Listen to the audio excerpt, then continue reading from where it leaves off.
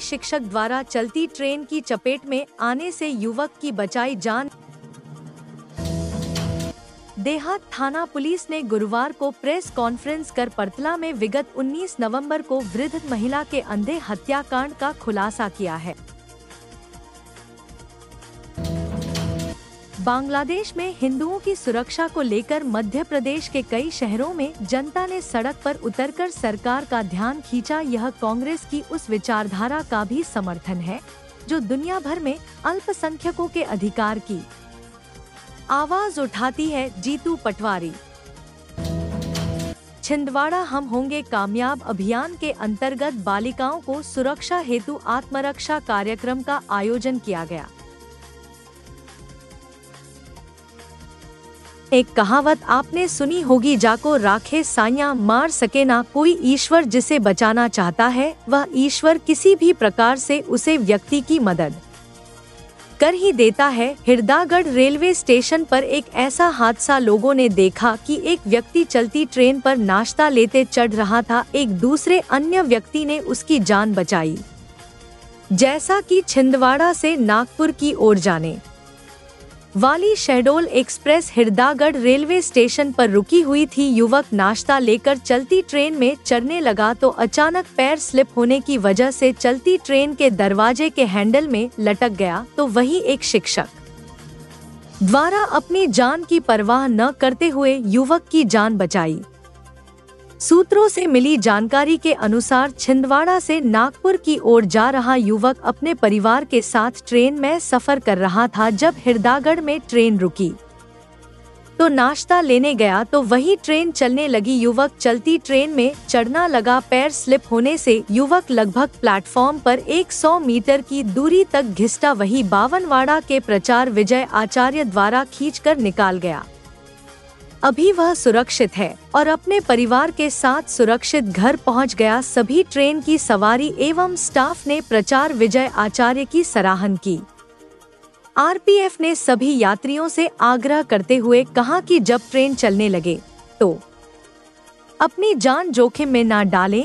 ऐसी स्थिति में चलती ट्रेन पर यात्री अपनी जान गंवा देता है। वो एक चलती ट्रेन छूट गई थी। एक यात्री दौड़ते हुए ट्रेन पकड़ने की कोशिश कर रहा था और उसका पैर स्लिप हो गया और वो गाड़ी के अंदर आते आते बचा दरवाजे से। किसने बचाया उसे? बचाने वाला तो ऊपर वाला है। खैर मैंने थोड़ा सहयोग करने की कोशिश किया और थोड़ा सहयोग किया और उससे वो प्लेटफॉर्म पर आ गया और उसके बाद में वो गाड़ी रुकी और वो उसकी जान बची। देहात थाना पुलिस ने गुरुवार को प्रेस कॉन्फ्रेंस कर परतला में विगत 19 नवंबर को वृद्ध महिला के अंधे हत्याकांड का खुलासा किया है। फिलहाल पुलिस द्वारा आरोपी को गिरफ्तार कर न्यायालय में पेश किया गया है। दरअसल देहात थाना अंतर्गत परतला निवासी समन सराठी ने विगत 20 नवंबर को देहात थाना आकर रिपोर्ट दर्ज कराई थी कि उसकी मां सुंदर बाई सराठी विगत 18 नवंबर को घर से कहीं चली गई थी, जिसके बाद पतासाजी करने पर 19 नवंबर की सुबह 5 बजे परतला में ही बड़े होटल के सामने वह घायल अवस्था में मिली, जिसे इलाज हेतु जिला अस्पताल में भर्ती करवाया गया। समन की शिकायत के आधार पर देहात पुलिस ने मारपीट सहित अन्य धाराओं में प्रकरण दर्ज कर मामले की जांच आरंभ की। इलाज के दौरान ही विगत 1 दिसंबर को सुंदर बाई की मौत हो गई, जिसके बाद प्रकरण में हत्या की धारा का इजाफा करते हुए एसपी अजय पांडे एवं एएसपी एपी सिंह के मार्गदर्शन में एवं सीएसपी अजय राणा के निर्देशन में देहात थाना प्रभारी जीएस राजपूत द्वारा अज्ञात आरोपी की तलाश हेतु टीम गठित की गई।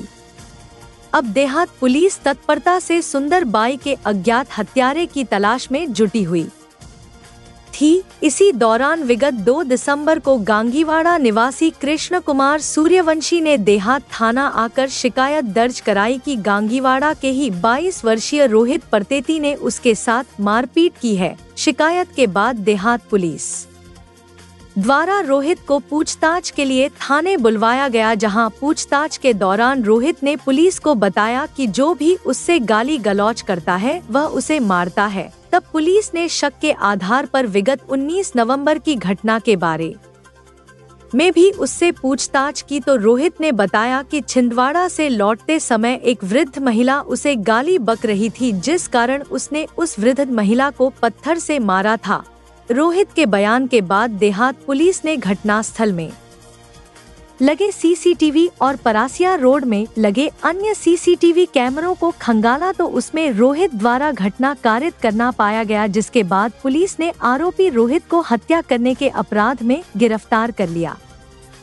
घटनाक्रम इस प्रकार है कि दिनांक 19 तारीख को समन पिता फगुन सराठी इसने रिपोर्ट लिखा है कि इसकी जो माता है सुंदरबाई सराठी, उसके साथ किसी अज्ञात व्यक्ति के द्वारा बर्थडे होटल परतला में मारपीट कर घायल कर दिया है, जिसकी रिपोर्ट पर अपराध पंजीबद्ध कर देहात पुलिस द्वारा विवेचना में लिया गया। दिनांक 1 तारीख को उक्त महिला की मृत्यु होने पर हत्या की धारा का इजाफा किया गया और अज्ञात आरोपी की तलाश हेतु पुलिस अधीक्षक महोदय के निर्देशन में टीम गठित कर इन्वेस्टिगेशन प्रारंभ किया।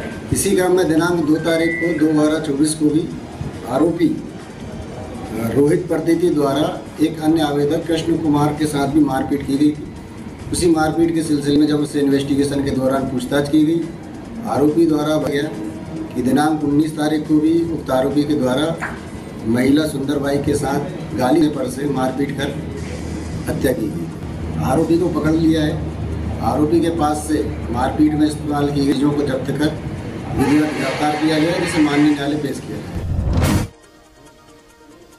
मध्य प्रदेश में बांग्लादेश की घटना को लेकर लोग सड़कों पे थे। ये मैसेज क्या था? ये मैसेज कांग्रेस की उस विचारधारा का समर्थन था कि दुनिया में कहीं भी माइनॉरिटी हो उसकी रक्षा सरकारों को करनी चाहिए। हमारे एक सांसद ने, जो सहारनपुर के हैं, इमरान मसूद, उन्होंने एक नोटिस दिया है संसद में और ये कहा है कि बांग्लादेश के अल्पसंख्यक भाई, हिंदू अल्पसंख्यक या अन्य अल्पसंख्यकों की रक्षा हो, इसके लिए सरकार दबाव बनाए। भारत सरकार दबाव, वो जो भी राजनीतिक रूप से कूटनीति होती है, जो डिप्लोमेसी होती है, उस पर बात करे, वो व्यापार व्यवसाय की दृष्टि से सरकार पे दबाव बनाए। हमारी ट्रेनें जाती है, उस पर रोक लगाए। जो हमारे हिंदू धर्म के मंदिर और अलग अलग परिवार के लोग अपने आप को वहां असुरक्षित समझते हैं, इसके पीछे अगर किसी का फेलिवर है तो भारत सरकार का, नरेंद्र मोदी जी का, विदेश मंत्रालय का।